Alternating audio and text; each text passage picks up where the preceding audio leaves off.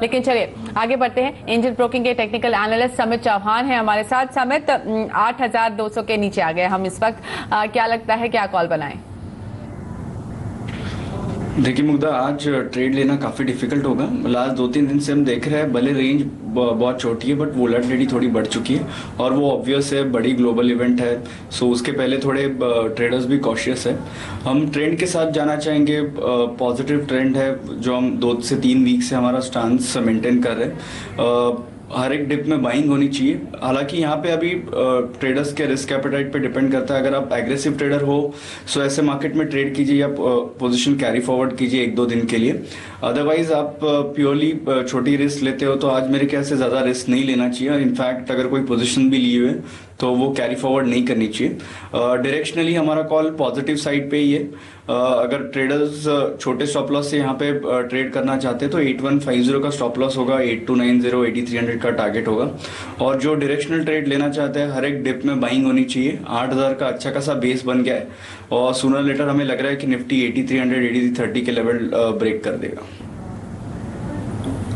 Okay, तो ये call है निफ्टी पर। लेकिन इस वक्त जो फैक्टर सबसे ज्यादा अहम है भारतीय बाजार या फिर पूरी दुनिया की बाजारों पर, वो है ब्रेक्सिट। सारी दुनिया की नजर ही ब्रेक्सिट पर लगी हुई है। कल ये तय हो जाएगा कि ब्रिटेन यूरोजोन से बाहर होगा या नहीं। ब्रिटेन एग्जिट को लेकर ब्रोकर्स का क्या कहना है, इस पर CNBC आवाज लगातार पोल करा रहा है और इस पोल के जरिए हम ये जानने की कोशिश कर रहे हैं कि बाजार में इसको लेकर क्या सोच बन रही है, ब्रोकर्स क्या सोच रहे हैं। हमारे रिसर्च हेड आशीष वर्मा जुड़ गए हैं हमारे साथ बताने के लिए कि ब्रेक्सिट होता है तो इसका किन कंपनियों पर ज्यादा असर होगा। और ये बताने के लिए हमारे साथ कौन सी कंपनियों पर ज्यादा असर होगा ये बताने के लिए डिम्पी कारा भी हैं। हाय आशीष, हाय डिम्पी। आशीष, पहले आपसे बात, कल के मुकाबले क्या आज कुछ बदलाव दिख रहा है पोल में, क्या स्थिति है? देखिए, पहले तो अब दुनिया भर के जो खासतौर पे यूके के जो पोल्स आए कि ब्रिटेन यूरोपियन यूनियन का हिस्सा रहेगा, ये अलग हो जाएगा, और पोल्स आपको बहुत कंफ्यूज कर रहे हैं। पर कल भी मैंने हाईलाइट करा था कि यहां भारतीय बाजारों में जो बाजार के तमाम दिग्गज हैं, वेटरन्स हैं, एक्सपर्ट्स हैं, उनके बीच में कोई कंफ्यूजन नहीं है। इनफैक्ट कन्विक्शन बढ़ता हुआ आपको नजर आएगा कि ब्रिटेन यूरोपियन यूनियन से एग्जिट नहीं होगा। कल तक 91% लोग मानते थे कि ब्रिटेन EU से एग्जिट नहीं होने वाला। आज वो पोल रिस्पोंडेंट्स का नंबर बढ़ता हुआ 93% पे पहुंचता हुआ, यानी कि कन्विक्शन इस बात को लेकर बढ़ रहा है। हां बोलने वालों का आंकड़ा लगातार स्क्वीज हो रहा है। वो आपकी स्क्रीन पर कल 9% थे जो आज घटकर 7% हो गए। इसके बाद हमने जानने की कोशिश करी थी कि निफ्टी के लेवल्स, एक बड़ा सवाल था। तो पहला सवाल इस फ्रंट पे था हमारा कि अगर ब्रिटेन एग्जिट होता है तो निफ्टी कितना गिरेगा। 3 विकल्प दिए थे हमने, वो आपकी स्क्रीन पर। 7500 तक गिरेगा ऐसा मानने वाले लोग तो ना के बराबर ही मान लीजिए इस पोल में। लेकिन अब भी 7800 पर सबसे ज्यादा वोटर्स या रिस्पोंडेंट्स मानते हैं कि उन लेवल्स तक शायद बाजार गिर सकता है। लेकिन यह आंकड़ा कुछ रिड्यूस हुआ है। कल तक 2/3 था, 64% था, अब घटकर 54% हो गया है। 8000 के शायद नीचे ना जाए ऐसा मानने वाले लोग कल से आप बढ़ते हुए आपको नजर आएंगे। पहले कल 1/4 का नंबर था आंकड़ा, अब 1/3 से ज्यादा पोल रिस्पोंडेंट्स मानते हैं शायद अगर एग्जिट होता भी है तो 8000 के नीचे निफ्टी नहीं जाएगा। हमारा अगला और ऑब्वियस सवाल था कि अगर ब्रिटेन रिमेन करता है, यानी कि यूरोपियन यूनियन के बाहर नहीं जाता है, तो किस तरह के डायनेमिक्स प्ले आउट होंगे। 8500 यहां पे कल आंकड़ा था, 2/3% पोल पार्टिसिपेंट्स मानते थे, यानी कि 64%, कि 8500 तक का उछाल आपको शायद भारतीय बाजारों में देखने को मिलेगा। यह आंकड़ा अब घटकर 50% हो चुका है। और यहां पे भी इंटरेस्टिंग है कि 8300 वो लेवल अब ज्यादातर लोग मान रहे हैं कि वहां तक ज्यादा से ज्यादा अपसाइड आपको देखने को मिलेगा। कल 18% रिस्पोंडेंट्स मान रहे थे, आज 28% रिस्पोंडेंट्स मान रहे हैं कि ज्यादा से ज्यादा 8300 का आंकड़ा। तो कल भी अभी भी वो लेवल्स वही हैं। 7800 से अगर दबाव आता है तो 7800 का डाउन साइड और 8500 तक का अपसाइड सबसे ज्यादा रिस्पोंडेंट से मान रहे हैं। लेकिन अब ट्रेंड नैरो डाउन हो रहा है, यानी कि कल से अब तक अब ज्यादातर लोग, काफी लोग मानने लगे हैं कि शायद 8000 डाउन साइड पे और 8300 अपसाइड पे आपको शायद देखने को मिलेगा। तो पोल में कुछ इंटरेस्टिंग कल से लेकर अब तक बदलाव आते हुए। ओके, तो ज्यादा लोग अब ये कन्विंस हैं कि शायद ब्रिटेन बाहर नहीं जाने वाला। लेकिन जैसा हमेशा आपकी तैयारी पूरी होनी चाहिए, prepare for the worst, hope for the best. इसी स्ट्रैटेजी पर हम आपको बताएंगे कि अगर ब्रेक्सिट हो जाता है तो किन कंपनियों पर असर पड़ेगा। डिम्पी है हमारे साथ, लेकिन बताएंगे आपको ब्रेक के बाद।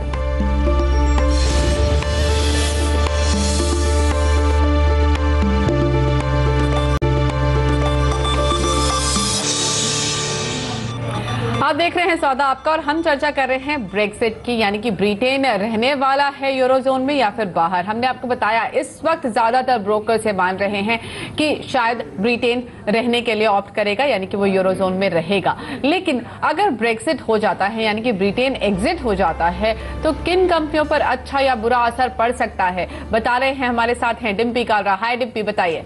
मुग्धा, आपने सही कहा था, prepare for the worst and hope for the best. इन दोनों के ही हिसाब से अगर आप देखें तो ये कुछ एक कंपनीज मैं आपके सामने रख रहा हूँ। इन सब कंपनीज में आप पॉजिटिव और नेगेटिव दोनों का ही प्ले मिलेगा जैसे जैसे खबर आती हुई दिखेगी। सेक्टर के हिसाब से ऑटो एंसिलरी, आईटी, फार्मा और गारमेंट एक्सपोर्ट्स पे आप जरा ध्यान दें।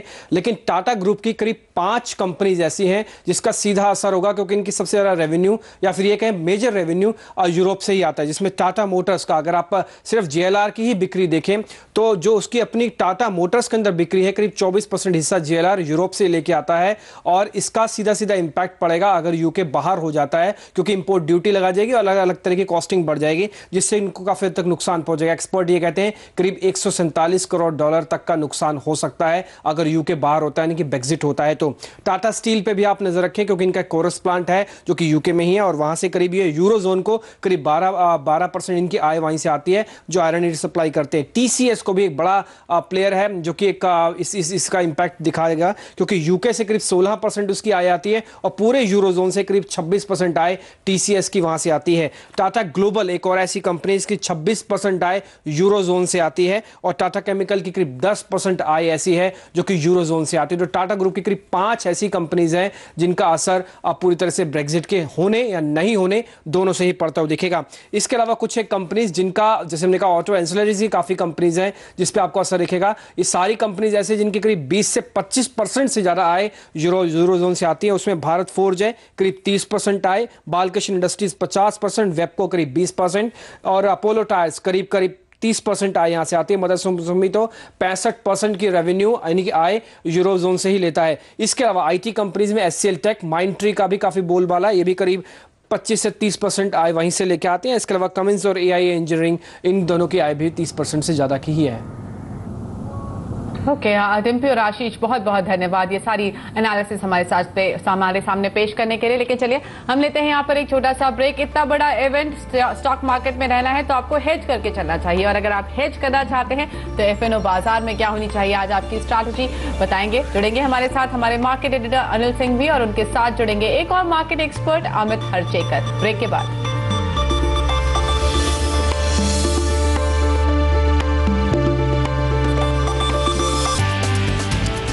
नमस्कार, ट्रेडर्स हॉटलाइन में आप सबका स्वागत है। मैं हूं अनिल सिंघवी और हमारा ये शो है आप जैसे उन तमाम ट्रेडर्स के लिए जिन्हें ब्रेक्सिट से ठीक पहले, जी हां, अपने ट्रेड्स पर कोई एक्शन लेना है। आज किस तरह से आप अपने आप को किसी भी होने वाले नुकसान से बचाएं और फायदे को बढ़ाने की कोशिश करें, और ये जानने के लिए आप हमें फ़ोन करें हमारे टोल फ्री नंबर 1-800-2029-7890 पर। चाहें तो आप हमें भेज सकते हैं मैसेज हमारे व्हाट्सएप नंबर पर, और हमारा व्हाट्सएप नंबर आपके सामने 7045220000, इस पर चाहें तो आप हमें मैसेज भी भेज सकते हैं। चलिए, आपके सवालों के जवाब देने के, आपकी मदद करने के लिए 2 एक्सपर्ट्स हमारे साथ हैं। एंजल ब्रोकिंग के टेक्निकल एक्सपर्ट समित चौहान और साथ ही ए प्लस एनालिटिक्स के अमित हरचेकर भी हमारे साथ हैं, जो आपको वायदा कारोबार के सौदों पर राय आज देंगे।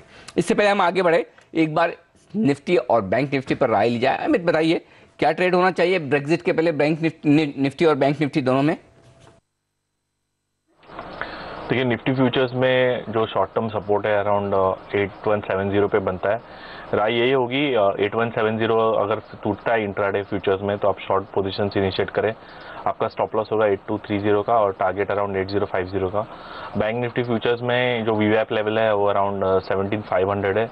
उसके नीचे अगर बाजार फिसलता है तो 17000 तक अगले कुछ दिनों में फॉल आ सकता है। ओवरऑल व्यू मार्केट पे काफ़ी कॉशियस है, क्योंकि एफआईएस का जो पोजीशंस है, एक इंडेक्स फ्यूचर्स लॉन्ग के अगेंस्ट उन्होंने 3 पुट ऑप्शंस बाय किए। इसलिए हमें लग रहा है कि मार्केट में गिरावट की पॉसिबिलिटी ज़्यादा है, ना कि ऊपर जाने की। ओके, तो यहाँ पर बिकवाली की राय है अमित हरचेकर की तरफ से, निफ्टी को बेचें 8170 का लेवल टूटे तभी, अभी नहीं, 8170 के नीचे, और तब होगा स्टॉप लॉस 8230 का, 8050 के लक्ष्य। बैंक निफ्टी इसे बेचना है आपको 17500 के नीचे, जो कि कल का लो लेवल के आसपास का लेवल भी है। 17750 जो कल के हाइज के आसपास का आपको स्टॉप लॉस लगाना है 17,000 के लक्ष्य के लिए। तो ये दो लेवल्स हैं जो आपको नज़र में रखने चाहिए आज। अगर ये लेवल्स टूटते हैं तो नया सौदा करें, अदरवाइज इंतज़ार करना ठीक रहेगा। और समित चौहान ने निफ्टी में हालांकि खरीदारी करने की राय दी थी और कल के लो 8,150 पर स्टॉप लॉस लगाकर समित करना चाहते हैं तेजी, और समित का मानना है कि ऊपर की तरफ 8,300 के आसपास के लक्ष्य के लिए तेजी का एक सौदा बनाया जा सकता है। तो ये राय हुई निफ्टी बैंक निफ्टी पर हमारे दोनों एक्सपर्ट्स की। चलिए शामिल करते हैं हमारे दर्शकों को और लेते हैं उनके सवाल। भुवनेश्वर यहाँ से हमारे पहले दर्शक हमारे साथ कार्यक्रम में शामिल हो रहे हैं, धीरेन्द्र त्रिपाठी। त्रिपाठी साहब नमस्कार, पूछिए अपना सवाल। Good morning sir. जी गुड मॉर्निंग सर, एक्चुअली मैंने आईसीआईसी बैंक का 270 का कॉल ऑप्शन लेकर रखा हुआ है, जो कि ₹1.70 में बाय किया हूँ। ओके, तो उसको क्या करूँ सर? या आज ही खत्म करना है या आप ब्रेक्जिट के बाद भी रख सकते हैं? ऐसे एक्सपायरी तक रख सकता हूँ, कोई दिक्कत नहीं है सर, क्योंकि ऑलरेडी तो 50 पैसे आ गया है। हाँ, तो आपको पता है आपके रिस्क अब इतनी 50 पैसे की बची, तो उतना चांस लेना चाहिए ताकि कल अगर यहाँ पर कोई पॉजिटिव आ जाए, ये शेयर बढ़ जाए तो आपका काम हो जाए। चलिए अमित बताइए क्या करना चाहिए? होल्ड करने का ये जो सोच रहे हैं वो ठीक है ना? देखिए, मैं समझता हूँ इनको जितना मिल रहा है वो लेके निकल जाए, क्योंकि अगर इसमें पुल बैक भी आती है तो 255 के ऊपर स्टॉक जाना काफ़ी मुश्किल है। लॉन्ग टर्म चार्ट्स पे स्टॉक ऑलरेडी ट्रायंगल सपोर्ट के पास है। इसका मतलब अगर 232 टूटता है तो स्टॉक में इजीली 200 तक गिरावट आ सकती है। ओके, ये है राय इस वक्त आपके लिए आईसीआईसीआई बैंक के कॉल पर निकल जाने की राय दे रहे हैं, या फिर अगर आपको 50 पैसे की और रिस्क रखनी है तो फिर आप देख लीजिए। त्रिपाठी साहब आपके लिए ये राय। श्रीनगर, लेकिन ये श्रीनगर उत्तराखंड वाला है। जी हाँ, श्रीनगर उत्तराखंड से मनमोहन सिंह हमारे साथ हैं इस वक्त फोन लाइन पर। मनमोहन जी नमस्कार। उत्तराखंड में भी एक श्रीनगर है? सर, मैंने 360 टाटा स्टील का कॉल ऑप्शन लिया है। ओके। और एक मैंने 10 डायल का 730 स्ट्राइक प्राइस का 610 में मैंने प्लस किया है। जस्ट डायल का क्या कॉल ऑप्शन लिया आपने? हाँ, जस्ट डायल। और जस्ट डायल में किस स्ट्राइक प्राइस का लिया है? जस्ट डायल में 6 रुपये 10 पैसे में कल शाम को ही 670। ओके, 6 रुपये 10 पैसे। ओके, चलिए पहले तो टाटा स्टील का कॉल खरीदा है 360 का, और समित आपसे राय लेना चाहता हूँ। ₹2.25 में इन्होंने कॉल खरीदा, इस वक्त ₹1.75 चल रहा है। बड़ी इवेंट है कल, उससे पहले टाटा स्टील का ये कॉल, ये होल्ड करे या निकल जाए? देखिए अनिल जी, इसमें मोमेंटम फिलहाल तो नहीं है, बट ट्रेंड वाइज अगर देखें तो ट्रेंड काफ़ी पॉजिटिव है और मार्केट पे भी हमारा व्यू बेरिश नहीं है। इनफैक्ट हर एक डिप पे एक बाइंग अपॉर्चुनिटी होनी चाहिए। सिर्फ इतना है कि अभी उनके पास टाइम काफ़ी कम है और इतने में मोमेंटम आएगा नहीं आएगा वो बोलना काफ़ी डिफिकल्ट है। मेरे ख्याल से 1-2 दिन के लिए वेट एंड वॉच कीजिए। 320 का अच्छा सपोर्ट है और टाटा स्टील ने अगर ऊपर 335 का लेवल अगर ब्रेक कर दिया तो इसमें मोमेंटम आ सकता है, शायद उसमें फिर एक एग्जिट अपॉर्चुनिटी मिल सकती है उनको। फिलहाल मेरे ख्याल से ज्यादा रिस्क नहीं है, इनकी होल्ड करना चाहिए इसको। ओके, तो फिलहाल होल्ड करें, ये राय है आपके लिए टाटा मोटर्स के, टाटा स्टील के कॉल में, घबराए नहीं। और जस्ट डायल का 670 का कॉल खरीदा है समित, उस पर भी आप राय दें। जस्ट डायल में खरीदारी ठीक है इनकी? देखिए, ये स्टॉक में ऑप्शन में इतनी लिक्विडिटी जनरली होती नहीं है, तो ऐसे स्टॉक में मेरे ख्याल से ऑप्शन में ट्रेड करना थोड़ा डिफिकल्ट होता है। क्लियर ट्रेंड नहीं है मेरे ख्याल से और क्लियर व्यू भी नहीं है ये स्टॉक में फिलहाल। तो मेरे ख्याल से जो भी अगर इनको मिल रहा है या यहाँ से अगर कुछ भी बाउंस आता है तो कॉस्ट के आसपास या कहीं पे भी थोड़ा बहुत लॉस लेके इनको एग्जिट करना चाहिए इसमें से। ओके, सो जस्ट डायल में फिलहाल निकल जाए, यहाँ पर फायदा नहीं है होल्ड करके, ये राय है आपके लिए। चलिए अगले दर्शक से बात करते हैं और अब हमारे साथ गोपाल घोष कार्यक्रम में शामिल हो चुके हैं कोलकाता से। घोष साहब नमस्कार, पूछिए अपना सवाल। Good morning sir. Good morning जी सर। SBI का 215 का कॉल लिया है, ये एक लॉट 9 रुपए से बाय किया हुआ है। ओके, SBI का? हाँ। ओके, 215 का कॉल लिया है आपने 9 रुपए पर, और अभी अभी हम SBI की यहाँ पर बात भी कर रहे थे। चलिए राय लेते हैं अमित से। अमित, 9 रुपए में कॉल खरीदा है SBI का, 215 का अभी चल रहा है 6 रुपए, क्या करना चाहिए ना? देखिए, अगर स्टॉक 210 के नीचे फिसलता है तो स्टॉक में 5% की गिरावट की संभावना है। मेरी राय है कि क्योंकि इसका जो स्ट्रक्चर है एक टॉपिंग आउट पैटर्न बन रहा है typical to a rising wedge, यहाँ से निकल जाए, क्योंकि PSU bank index already 200 day exponential moving average के यहाँ पे स्ट्रगल कर रहा है, तो यहाँ पे गिरावट की रिस्क ज़्यादा है, तो जितना पैसा मिल रहा है यहाँ से लेके निकल जाए। ओके, ये राय है आपके लिए SBI में से निकल जाने की इस बड़ी इवेंट के पहले, ये ध्यान रखें। भिवानी हरियाणा से हमारे साथ हमारे अगले दर्शक हैं इस वक्त फोन लाइन पर, संदीप शर्मा साहब। शर्मा साहब गुड मॉर्निंग, पूछिए अपना सवाल। Good morning sir. Good morning Anil ji. जी सर। हाँ जी सर, मैं तो आपको बहुत बड़ा फैन हूँ, डेली आपको ही सुनता हूँ। Thank you sir, thank you. हाँ सर, एक भी क्वेश्चन था मेरा। कैनरा बैंक मैंने सेल किया है 202 रुपए पे फ्यूचर में। ओके, तो अभी कल ब्रेग्जिट का भी होना है, डिसीजन की क्या होगा या नहीं होगा, तो इसीलिए मैंने अभी उसको पेंडिंग छोड़ा हुआ है। तो आज ही खत्म करना है कि कल तक रखना है पोजीशन, पहले तो ये बात डिसाइड करें। उसी के लिए सर एडवाइस ले रहा हूँ। वैसे गेम तो ये है कि अगर कल तक वेट कर ले तो कल भी। देखो, कल तक वेट करने में तो एक ही दिक्कत है शर्मा साहब की, पता नहीं क्या होगा। तो अगर फिर भी आपको मंदी करनी है तो फिर फ्यूचर शॉर्ट मत कीजिए, फिर कम से कम पुट खरीद लीजिए, ताकि कम से कम आपको ये तो पता है कि आपका नुकसान मैक्सिमम कितना हो सकता है। और बाकी तो अगर आज पैसा बन जाए या आपको लॉस कम करना है जो भी, तो फिर पोजीशन आज ही खत्म करें तो ज़्यादा बढ़िया। इतना पोजीशन ओपन रखना फिर बड़ी इवेंट के पहले थोड़ा ठीक नहीं है। फिर भी टेक्निकली ये वायदा कारोबार के हिसाब से आप जी बोलिए। तो सर फिर स्टॉप लॉस कितना? हाँ बिल्कुल, अभी दे देते हैं। अमित हरचेकर साहब को पूछते हैं। अमित जी, 202 में बेचा है इन्होंने, 208 का भाव है कैनरा बैंक का, तो क्या स्टॉप लॉस रखना चाहिए और क्या इन्हें कोई अच्छा पुट बता सकते हैं आप, जो ये ले पुट ले ले फ्यूचर में पोजीशन कम करके, ताकि रिस्क इनकी थोड़ी कम हो जाए? देखिए, क्योंकि PSU bank index 200 day exponential moving average के यहाँ पे स्ट्रगल कर रहा है, पॉसिबिलिटी है कि यहाँ से रिवर्सल आए, क्योंकि इनकी पोजीशंस अनफेवर में है। मेरी सलाह होगी कि आप 220 का कॉल ऑप्शंस ले ले इस पोजीशन को हेज करने के लिए, क्योंकि स्टॉप लॉस अराउंड 218 का बनता है। 218 के ऊपर अगर स्टॉक निकलता है तो फिर ये बड़ी रिट्रेसमेंट आ सकती है, नहीं तो 70% प्रोबेबिलिटी है कि यहाँ से स्टॉक नीचे जाए। तो 220 का कॉल ऑप्शंस लेके आप अपनी पोजीशन हेज कर लें। तो ये राय है सर आपके लिए, इस पर आप नज़र रखें और आप चाहें तो फिर इसे आप कन्वर्ट कर लें शर्मा साहब पुट में, ज़्यादा बढ़िया, ताकि आपको रिस्क कम से कम लिमिटेड हो जाए। और बार बार हम ब्रेग्जिट की बात कर रहे हैं। ब्रेग्जिट क्यों इतनी बड़ी इवेंट, और ब्रेग्जिट में अगर ब्रिटेन यूरोपियन यूनियन से बाहर निकल गया तो इसका क्या असर होगा? आइए सुनते हैं बाजार के जाने माने दिग्गजों का क्या कहना है इस पर। I am very much concern about Brexit, because I think if Brexit happens, not only will England leave the EU, ultimately I think the EU itself will break. So for the continuity of the EU, it's extremely important that Britain votes for remaining in the Europe. Brexit would be the world's most expensive and most acrimonious divorce in history.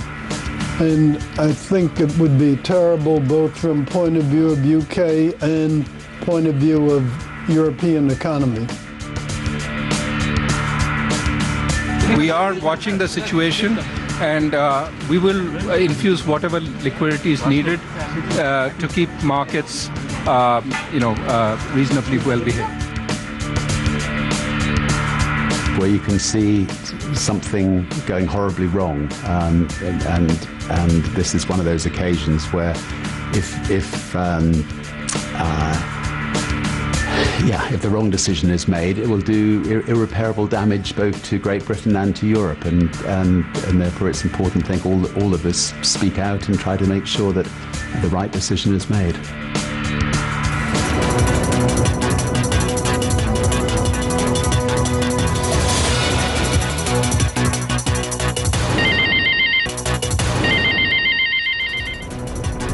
चार अंक नीचे है Sensex और 7 अंकों का नुकसान Nifty पर, लेकिन मिड कैप इंडेक्स में देखिए यहाँ पर कमजोरी ज्यादा है। 1/3% का कमजोरी का रुझान दिखा रहा है मिड कैप इंडेक्स, और लगभग 500 शेयर कमजोर है, और उससे 500 शेयर मजबूत है और उससे दुगुने 1000 शेयर कमजोर हैं। इस वक्त ये रुझान आपको दिखेगा। आइए, हमारे दोनों एक्सपर्ट अमित और समित हमारे साथ हैं और लेते हैं उनकी टॉप ट्रेडिंग पिक्स। तो पहले अमित से शुरुआत करें, क्योंकि अमित ने चुने हैं 2 स्टॉक बिकवाली के लिहाज से, रिलायंस इंफ्रा और एचसीएल टेक। बताएं अमित। देखिए रिलायंस इंफ्रा में बेरिश ट्रायंगल बन चुका है एंड इसमें अभी ब्रेकडाउन के आसार दिखाई दे रहे हैं। हमारी राय होगी कि इस लेवल पे आप इसको शॉर्ट करें, 560 का स्टॉप लॉस मेंटेन करें फ्यूचर्स में। जो ट्रायंगल का लोअर लेवल से आपको टारगेट दे रहे हैं अराउंड 500 से 490 की तरफ, तो इसमें शॉर्ट की राय होगी। दूसरी HCL टेक में भी सिमिलर बेरिश पिनेंट बन रहा है, जिसमें ब्रेकडाउन के पॉसिबिलिटीज़ काफ़ी बढ़ चुके हैं। उसमें भी राय होगी कि आप 786 के स्टॉप लॉस से HCL टेक का फ्यूचर शॉर्ट करें। हमारा लक्ष्य है अराउंड 726, अगर वो फिसलता है तो स्ट्रेट वे आपको 680 के लेवल्स भी दिखाई देंगे। ओके, तो रिलायंस इंफ्रा और HCL टेक दो स्टॉक ऐसे हैं जहां पर शॉर्ट करने की राय है अमित हर्चिकर की तरफ से, लेकिन इनके सामने दो खरीदारी की भी राय है, वो है समित चौहान की तरफ से। बताएं समित, आपके दोनों स्टॉक्स। देखिए अनिल जी, मार्केट के हाई डिग्री ट्रेंड के साथ जाएंगे तो हर एक डिप बाइंग अपॉर्चुनिटी मान के ही चल रहे हैं हम, इसलिए दो बाय साइड पे रहेंगी पोजीशन। पहला होगा LIC हाउसिंग, जिसका चार्ट स्ट्रक्चर काफ़ी अच्छा लग रहा है और ये स्टॉक पॉइज्ड है एटलीस्ट 510 के लेवल्स दिखाने के लिए। सो हर एक डिप में बाय कीजिए। 477 का स्टॉप लॉस होगा LIC के लिए। दूसरा बाय भारतीय एयरटेल पे होगा, जिसने रीसेंट करेक्शन उसका अच्छे खासे सपोर्ट के आसपास अरेस्ट हुआ है और वहाँ से हमने एक अच्छा खासा बाउंस देखा है। सो एक double bottom kind of formation हमें डेली चार्ट पे देख रहे हैं और ये मोमेंटम और एक्सटेंड होगा। 373 का हमारा इमीडिएट टारगेट होगा और स्टॉप लॉस 356 का होना चाहिए। ओके, LIC हाउसिंग, भारतीय एयरटेल, खरीदारी करने का मौका इन दोनों शेयरों में समित चौहान की राय, लेकिन खरीदारी का मौका अमित हर्चिकर के पास भी है और वो है आइडिया सेलुलर में, जहां आज सुबह सुबह हमने दो बड़े सौदे होते हुए भी देखे थे। बताएं अमित, आपने क्या टारगेट्स रखे हैं आइडिया के लिए? देखिए हमें लग रहा है कि स्टॉक एक रिट्रेसमेंट मोड में है एंड ये रिट्रेसमेंट 111 से 115 के तक भी जा सकती है। हमारी राय एक कंडीशनल बाय की होगी, जहां पे आपको 103 के ऊपर इसका फ्यूचर्स बाय करना है। आपका स्टॉप लॉस होगा 99 और टारगेट 111। ओके, तो ये राय है आइडिया पर खरीदारी करने के लिए। 99 स्टॉप लॉस, 111 लक्ष्य। आइए अब लेते हैं ऑप्शंस की रणनीति, वो भी अमित से ही। बताइए अमित, कौन सा ऑप्शन चुना है? देखिए हमने बेरिश कैलेंडर स्प्रेड दिया है, जिसमें आपको करंट मंथ का 8100 का पुट ऑप्शंस बाय करना है एंड उसके सामने नेक्स्ट मंथ का 7700 का पुट ऑप्शन बेचना है। इस स्ट्रैटेजी में आपका जो स्प्रेड होगा 28 रुपीज़ का, हम सलाह दे रहे हैं इस पर आप 8 रुपये का स्टॉप लॉस रखें। अगर मार्केट यहाँ से 150 पॉइंट फिसलता है तो ये स्प्रेड बढ़ के सीधा 120 हो जाएगा, तो 100 रुपये का हमारा टारगेट है एंड 8 रुपये का इस पर स्टॉप लॉस है। परफेक्ट, ऑप्शन की रणनीति। और ये है आपके लिए निफ्टी में जून का 8100 का पुट खरीदें, 65 रुपये में मिल रहा है, और जुलाई का 7700 का पुट बेचे 37 रुपये में। तो एक इस महीने का खरीदना है, करंट मंथ का, बेचना जो है वो नेक्स्ट मंथ का। अच्छा, नेट स्प्रेड इसमें मिल रहा है आपको 28 रुपये का, और ये घटकर अगर 8 रुपये रह जाए, यानी कि 20 रुपये की रिस्क है आपकी, तो आप निकल जाएं 100 रुपये का लक्ष्य। यानी कि अगर निफ्टी नीचे जाने लगेगा तो इस रणनीति में आपको फायदा होगा। जैसा कि अमित मान ही रहे, उन्होंने निफ्टी और बैंक निफ्टी दोनों में स्टॉक्स में ज़्यादा मंदी की तरफ ट्रेड करने को कहा है। वक्त है आप दोनों से विदा लेने का। अमित और समित, शुक्रिया आपका हमारे लिए वक्त निकालने के लिए, ट्रेडर्स हॉटलाइन में दर्शकों की मदद करने के लिए। ब्रेक का वक्त है और ब्रेक के बाद ट्रेडर्स के लिए ही ITL सीजन 2 का अपडेट।